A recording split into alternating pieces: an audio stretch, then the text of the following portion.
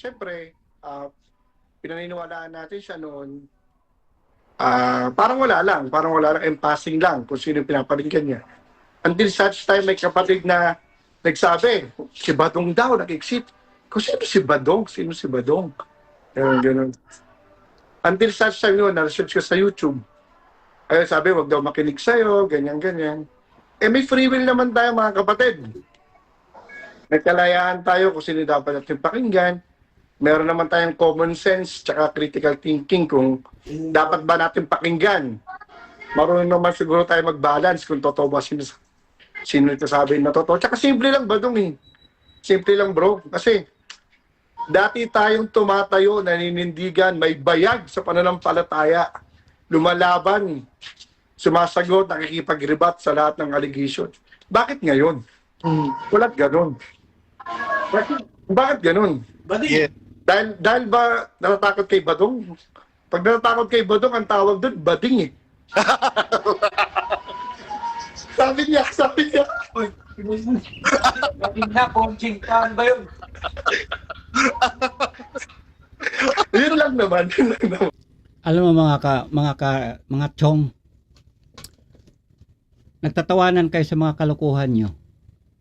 Dahil alam mo, itong si Badong kasi mga kababayan, kung sundan natin tong kasaysayan nito, so nung day 1 siya ay nag-rebelde dito sa MCGI, ang sabi niya, 22 years siyang nagsiservisyo diyan sa Pamilya Rason. Pero dahil sa agrabyado, yan ang sabi niya pang-aapi sa kanya, siya po doon ay nagalit, sumama ang loob niya, and then, isinama na niya ang buong kapatiran. Dahil siyempre si Brother Daniel nga naman, kapamilya ng mga Rason, at siya ngayon ang nangasiwa sa MCGI. At therefore, nung siya po ay nagrebelde, natural, damay na pati kapatiran. Kasi alam mo ba mga kabayan, itong si Badong, may personal na galit sa Pamilya Rason. Dahil kung talagang hindi ito personal na galit niya or personal na laban niya sa Pamilya Rason, hindi naman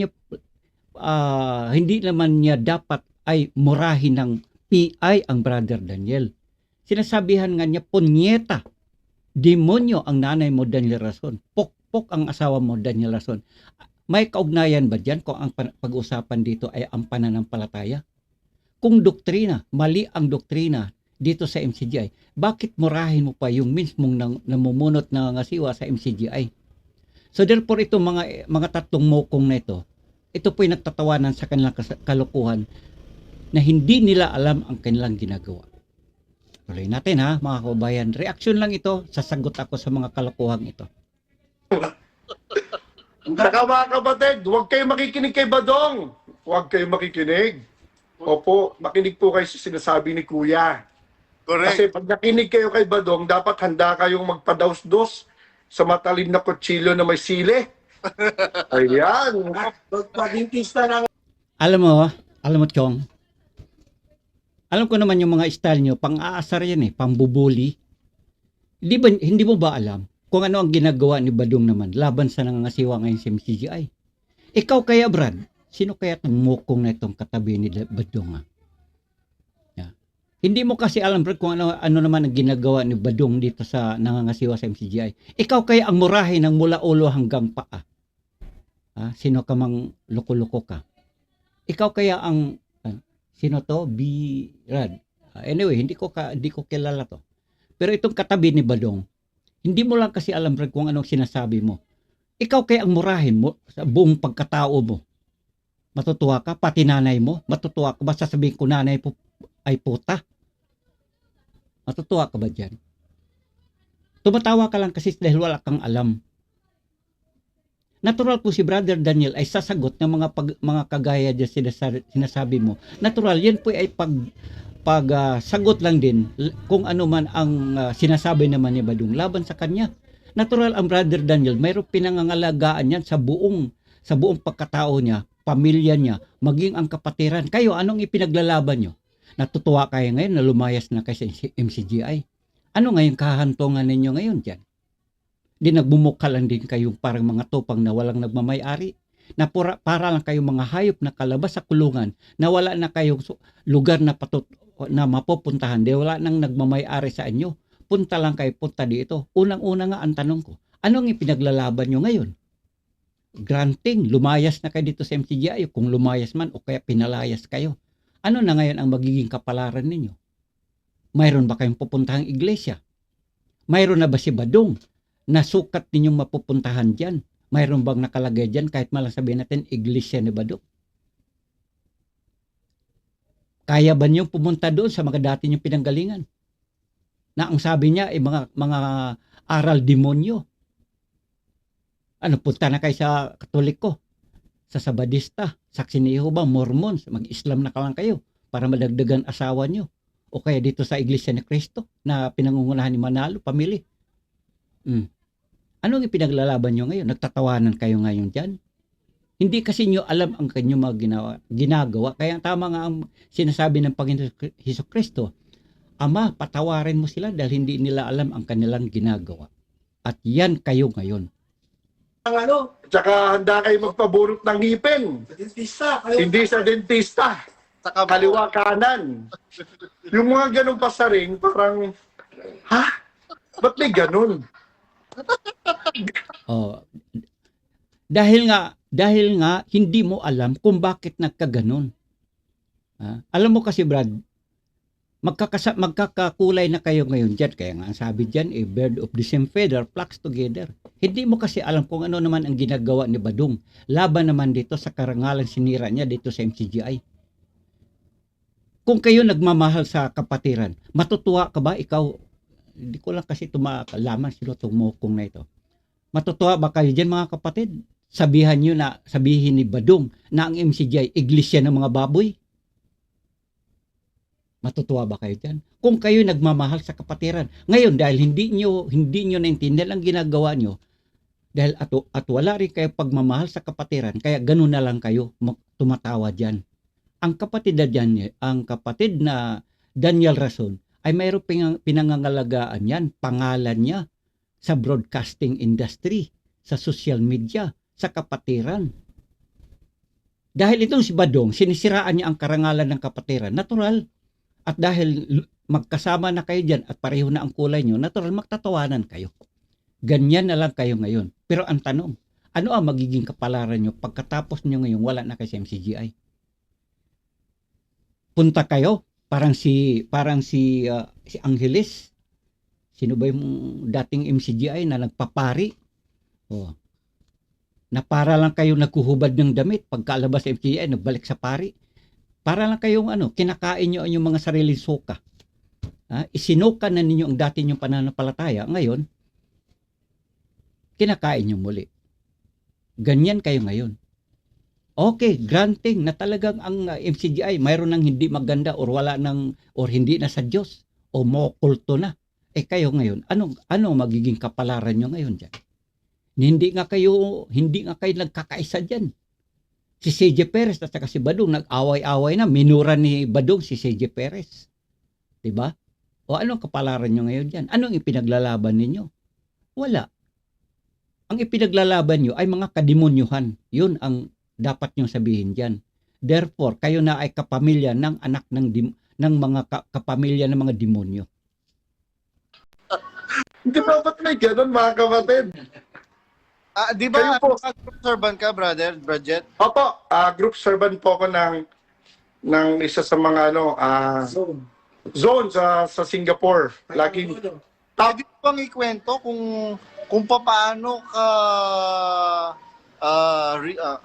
katindi ang tulungan diyan? Pagka group servant ka, ano ba pag servant ka? mga kapatid, pag group servant, tantamount yun, dapat pangungunahan ng mga opisyalis ang tulungan. Ayan. Laging naituturo sa amin na tuhod at saig lang mga kapatid, ganyan. Kulang ba kayo sa pananampalataya? Laging ganun yung emphasis nila eh. So, kurot lang ang ambag natin. kurot lang yung bag natin, tapos Kuya lahat maririnig natin na di man lang nakapagpatayo ng poste. Okay lang yun, sabihin niya, gusto niya sabihin. Ano naman niya yun eh, karapatan naman po niya yun eh. Ang sa atin na lang mga kapatid, hindi tayo naninira. Hindi tayo naniniwala sa paninira. Nasa Bakit? Ikaw Brad, hindi ba kayo naninira sa lagay na yan? ito bang si Badong hindi pa ba paninira yung ginagawa niya? Sukat ba sabihin ng MCGI, iglesia ng mga baboy? Hindi pa ba sapat yan para sa inyo? Kayo nga dyan, mag-isip kayo. Dyan ay may patarget. Sige nga, maghanap kayo ng iglesia na hindi involved ang pera. Sa iglesia nga dyan nasa Diliman, di ba? Mayroong ginagawang bangko. Lagak dito, lagak doon. Yan ay deposito na hindi na mawi-withdraw. Sige nga, kayo dyan ang gagaling ninyo. Maghanap nga kayo ng iglesia na hindi involved ang pera. Paano tatakbo ang isang negosyo kung walang pera? Kung negosyo ang pag-uusapan. Ikaw ba Badong, makakaalis ka ba? Sabihin mo lang, oy, konduktor, or sir, o taxi driver, huwag mo akong singilin ha, kailangan libre ako dahil ako'y manggagawa sa isang iglesia. Pastor ako. Kaya ba niyong gawin yan? Oy, kami ang sa Diyos dahil kami ay walang patarget. Walang pera involved dito, kami ang sa Diyos. Kaya ba niyong tindigan yan? Tindigan ninyo. Kahit ako hindi ako manggagawa, wala akong naranasan pagdating sa kaalaman sa pagbuklat ng Biblia. Sasagutin ko kayo. Discretion nyo po yung mga kapatid kung totoo ba sinasabi ni Badong o totoo ba sinasabi ni Bading. O yan, totoo yan sinasabi ni Bading. Bading naman talaga yun eh. Bunganga pa lang, napakadaldal na eh. At saka bading naman talaga yan. Ang mga sinasabi niya, hindi naman totoo. Kaya ba niyang patunayan? Ha? Na anak ng demonyo ang nanay ni Daniel Rason? Ano ang patunay niya? Kaya ba sige nga, tanungin mo yan si Badong, kaya ba niyang patunayan na puta ang nanay ni Daniel Rason? Sige nga. Talaga naman bading yan si Badong na yan sa kadaldalan yan. Katunayan, sa kadaldalan ni Badong, nag-awa sila si CJ Perez, minura niya, pati si CJ Perez. Siya ba? Yun ba yung ipinagmamalaki dyan? Yung Badong na yan? Yan ba ang pinagmamalaki nyo? Mga exiter kayo? Lahatin ko na kayo. Sa lahat ng mga nag-i-exit dito sa MCGI na naninira ngayon sa kasalukuyan. Puro lang kay daldal. Puro kwento, walang kwenta. Kayo po mag-isip mga kapatid. Hindi, magkaibang tao ba yung si Badong at saka si Bading? Iisa lang. Si Badong at saka si Bading, iisa lang. Di mo ba alam, Badong? Akala ko ba'y matalino ka? At saka akala ko ba'y matalino kayo dyan? Iisa lang yan, Badong. Si Badong at saka si Bading. Pareho lang yan. Hindi ko alam. Hindi mga kapatid, ano lang, ang lagi ko sinasabi sa mga kapatid na mga kaibigan ko pa nasa loob, pakatibay kayo sa aral. Yung aral naman, sapat naman yan eh. Si Kristo, pananangin lang. Maliliwanagan din kayo. Dati rin naman kaming nandyan, dati rin naman kaming dilulu. Ay, nakakalungkot lang. Maraming Aral pala ang panghahawakan. Ba't kaya nagkaganyan? Di ba nyo alam? Sinabi nga ni Brother Eli, mga kapatid, mahalin ninyo ang kapatiran. O ba't kaya nagkaganyan? Eh bakit yung mga reklamo nyo dahil hindi nagpapatanong si Brother Daniel kaya kayo lumayas? Dahil ba ang Brother Daniel wala na dito sa ating panahon? Kaya kayo nagkaganyan ngayon? Anong meron si Brother Eli kaysa si Brother Daniel ngayon? Ang pinagkakaiba lang naman dahil yung mga itanong mo kay Soriano ay wala na ngayon kay Brother Daniel dahil hindi naman siya si Soriano, rason na siya. At bakit kayo, yun palang hinahanap-hanap ninyo ay Brother Daniel. Ibalik natin yung itanong nyo ni Badong. Yan, ganyan na lang. Itanong nyo kay Badong para ang mga kapatid magsipagtibay sa kademonyuhan. Kayo kasi mapaghanap kayo sa mga bagay-bagay na hindi na ninyo makikita dahil wala nang ang Brother Eli. mga kaibigan na na nasira, ganun. Pero salamat sa Diyos kasi yung buong pamilya ko naman nag-exit. 6 kami. Salamat sa Diyos dahil ang lahat ng inyong kapamilya ay nag-exit. O ngayon, granting, salamat. O kaninong Diyos kayo nagpasalamat? O nag-exit kayo. Ano ang kapalaran niyo ngayon? Saan kayo pupunta? Kaninong bahay kayo pupunta? Kumbaga sa isang taong or pamilya nga na nangungupahan literally sa ating panahon, pag alis niyo sa isang bahay, saan kayo lilipat ngayon? Sige nga, kayo lahatin ko na kayo mga exeter. Ang tatalino niyo, di ba? Sagutin niyo ako. Umalis kayo sa isang bahay dahil sabi niyo ang dami ng sira dito, daming ipis, daming daga, lahat dito may multo, may lahat ng kasamaan sa bahay na inyong kinatitirhan. Di umalis kayo. Saan kayo lilipat ngayon? Mayroon na ba kayong natitirhan? Mayroon ba kayong nalilipatan? O granting wala kayong malilipatan sa ngayon dahil sabi nga ni Brother Eli, ang lahat ng mga iglesyang nakapaligid sa ating panahon ay ang aral nila sa demonyo. O ngayon, saan kayo pupunta? Kaya ba niyong sabihin na pupunta kayo sa iglesia ni Willie Santiago? Diyan ba si Badong kaya kayong pagtipon-tiponin dahil si Badong ay mayroon na siyang iglesia? Na iglesia ni Badong, iglesia ni C.J. Perez? Sumagot nga kayo dyan. Nagtatawanan kayo sa inyong mga kapalaran na mapupunta na kayo sa kasawian, sa naglagablab na apoy at asupre. 6 kami nag-exit. Nakakagulat lang, yung asawa ko kasi, doctorate na siya sa doktrina. Pag sinabing doctorate na siya, more than 10 times na siya nagpa-doktrina. So ibig sabihin, yung asawa mo, mas matigas pa kaysa bakal o asero. Ang utak niya, hindi siya nakakaintindi. Diba? At dahil dyan, nakumbinsi kayo. Pwede naman kayong mananatiling dyan, naka-standby lang. Diba ganon? Okay lang, at saka okay lang, nagsilayasan kayo. Bakit ang iingay ninyo? Bakit nung nandito pa ang Brother Eli, wala kayong mga sinasabi? Brother Eli, itong asawa ko, 10 beses na nagpadoktrina, hindi pa rin maniniwala sa Brother Eli. Ano bang aming gagawin dito? Sasama na kami dito, magsilayasan na kami dito. Bakit hindi nyo nasabi yan nung nandito pa ang Brother Eli sa ating panahon? Ba't ngayon lang kayo nagdadaldal dyan?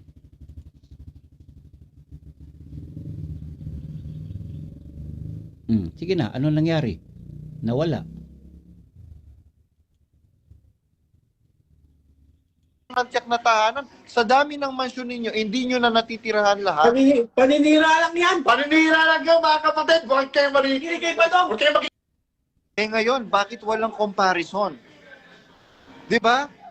For you to find out which is which, you should have comparison. Ngayon, Tama po yan. nagkala ng common sense ang kapatiran. Di ba? Mga kapatid, maawa po kayo sa inyong mga sarili. Correct yan. Badong, maawa ka sa iyong sarili, Badong. Kung kayo, sinisiraan mo ang damdamin ng bawat kapatid dito sa loob, maawa ka sa sarili mo, Badong, dahil ikaw pa ang siyang dahilan kaya sila nagkasala. Mas malaki pa ang iyong sagutin sa Panginoon dahil ikaw ang siyang kadahilanan kaya ang mga iyan ay nagkasala. Dahil tinaniman mo sila ng kademonyohan sa kanilang dibdib, sa kanilang isipan, dahil sa kadaldalan ni Bading at sa ni Badong, ayan, ang mga kapatid ay nanghihina at umalis sa MCGI. Pero ang tanong, okay lang sana Badong, di ba? Pag alis na dito, mayroon silang mapupuntahan, pero wala eh. Para mo lang silang pinalabas sa kulungan at paglabas nila ay bahala na kayo sa buhay ninyo. Awa po kayo sa inyong pamilya. Biruin mo, okay lang sa'yo masira ang pamilya mo, padre de pamilya ka, okay ang pamilya mo, okay lang lumaki yung mga anak mo na broken family kayo, basta ikaw mananatili kang panatiko kay Daniel Rason.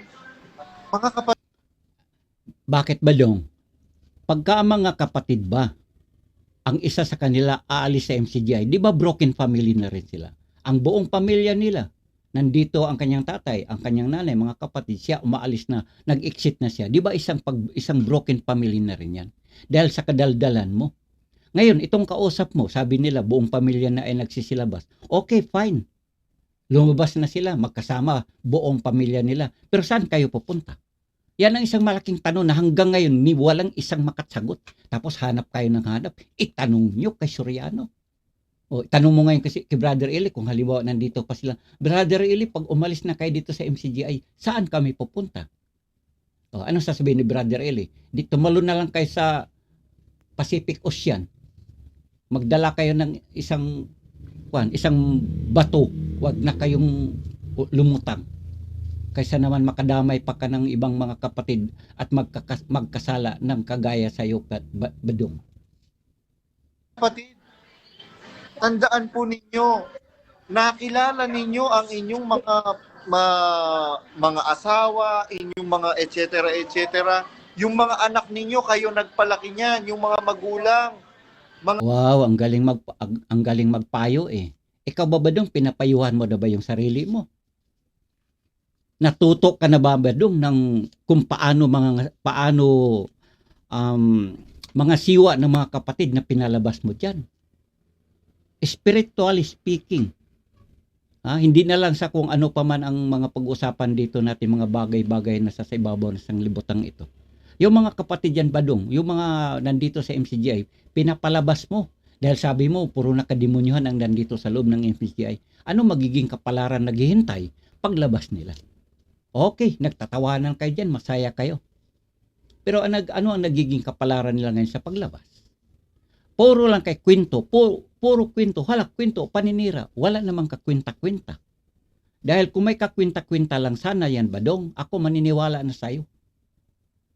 Ay wala pa akong nabalitaan dito na, oy, si kapatid, buong pamilya nila nandoon, nilingap ni Badong, dinala niya sa ilalim ng yungib, maging sa katulad nila ni Moises nung araw, dahil wala pa silang kapilya, dinala doon sa butas ng bato, sa yungib, sa kabundukan, at doon sila nagsama-sama at nagsisigaw si Badong. Mga kapatid, ito na yung ang tunay na iglesia. Dito tayo maliligtas, dito walang patarget dito. Wala ditong Kidirak, wala ditong Area 52. Ito po ang tunay na iglesia. Mayroon na bang ganun? Magsalita nga kayo dyan. At hanggang dyan lang po muna mga kapatid, abangan ninyo ang kasunod nating pagbo-broadcast sa bagay na ito. Puro kwento, walang kakwinta-kwintang kadaldalan ni Badong at ni Bading. Abangan ang susunod na yugto nating pag-vlog sa bagay na ito. Maraming salamat mga kapatid. Hanggang dito lang muna. Maraming salamat at babay na muna.